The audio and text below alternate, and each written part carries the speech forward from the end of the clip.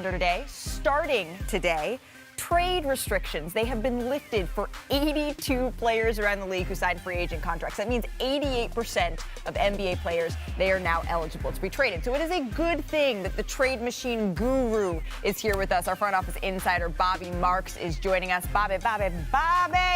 There it is. All right, let's start with the Warriors general manager, Bobby.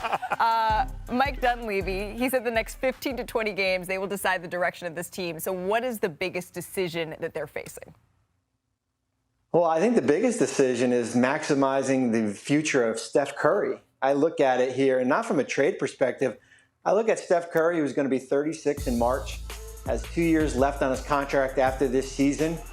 The time to try to put a winning roster around him certainly starts in this 15 to 20 game sample here of games here. But I just think that if you have a player like Curry on your roster, you cannot throw it out the window here. And, you know, Mike Dunleavy Jr. hit it right on the head. It's basically a 15 to 20 game audition that we're going to see. And we'll see what happens with Andrew Wiggins and Chris Paul. And I'm not ready to talk about Klay Thompson regarding trades yet. Maybe that's something we talk about down the road.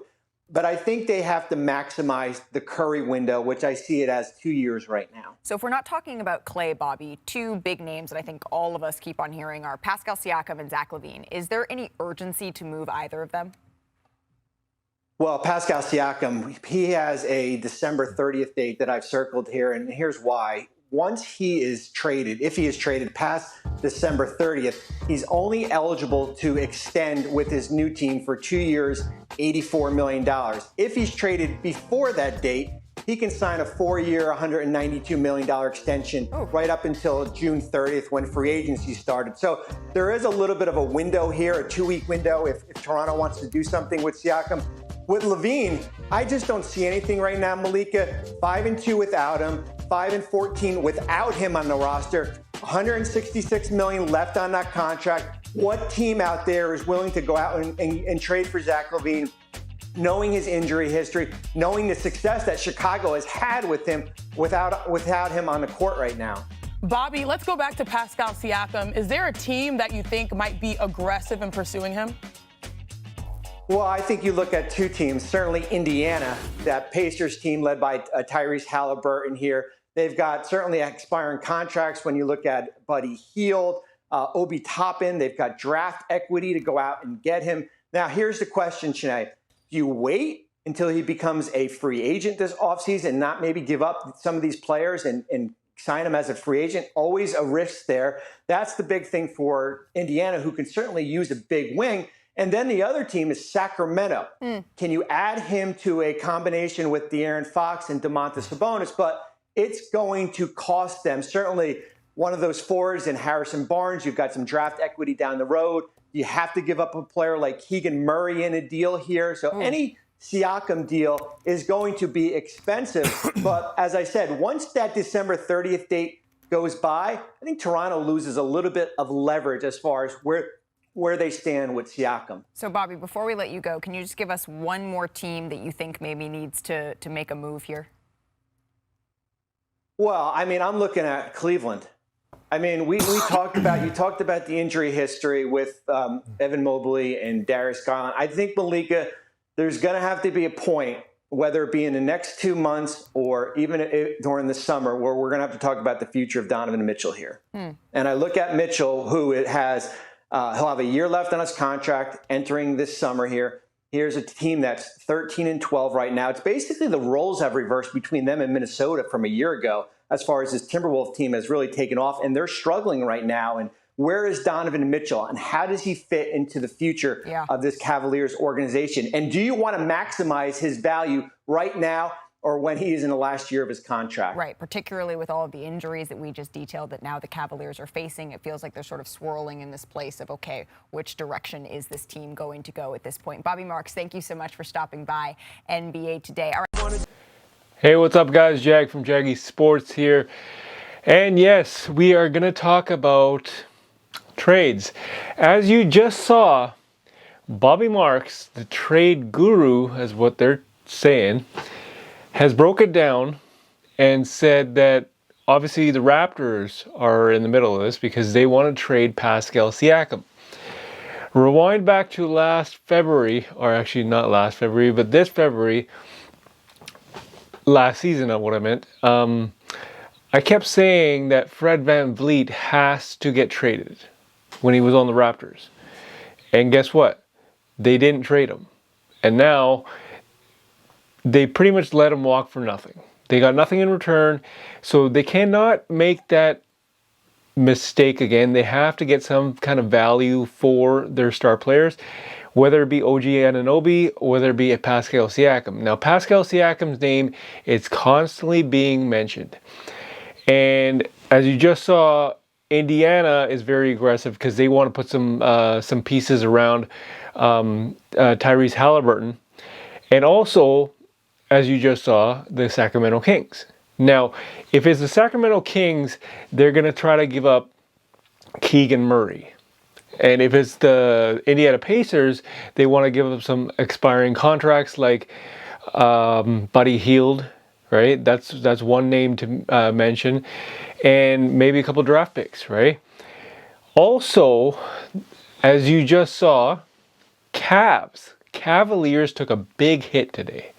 They took a big hit today because Darius Garland has a fractured jaw and he's out. Evan Mobley, he's out as well for, I don't know, at least a couple weeks, 4 to 6 weeks maybe.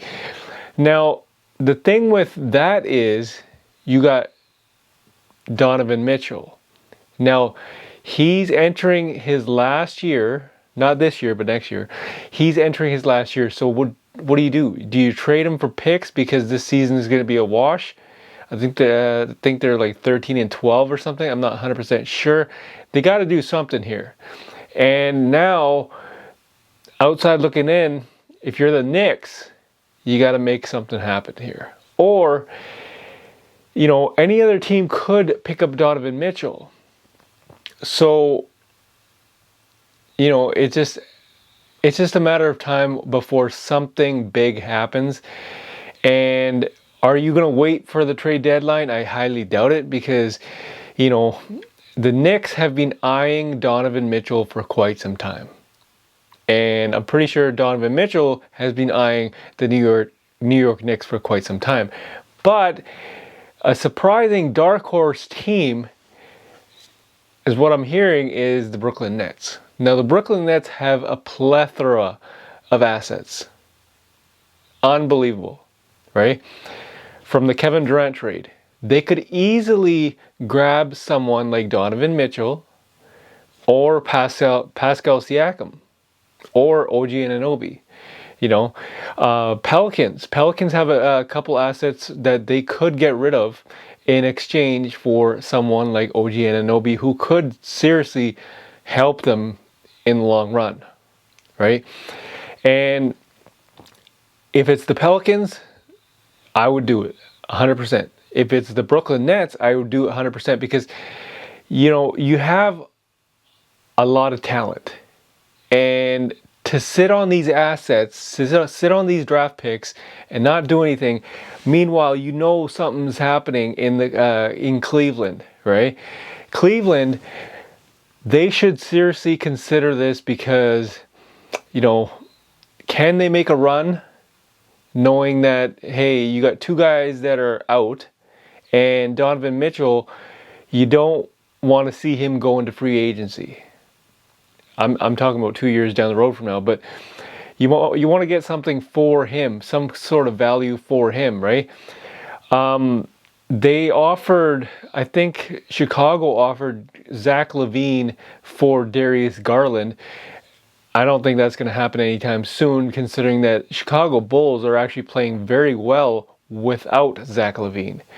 And Zach Lavine's name has been mentioned with the LA Lakers. So a lot of moving parts, a lot of talk, and, you know, as always, I will break it down for you guys and let you guys know what's up. But I kind of want to hear from you guys. What do you think is the best trade out there for the Raptors? Where should the Pascal Siakam go? Where should the OG Anunoby go? Where should they get Keegan Murray for them, right? Where should the Buddy Hield go, right? It's kind of like that. It's too early. I know we're only late December, right? But December 15th is the day for the actual trades to be talked about, because now you can officially trade some guys.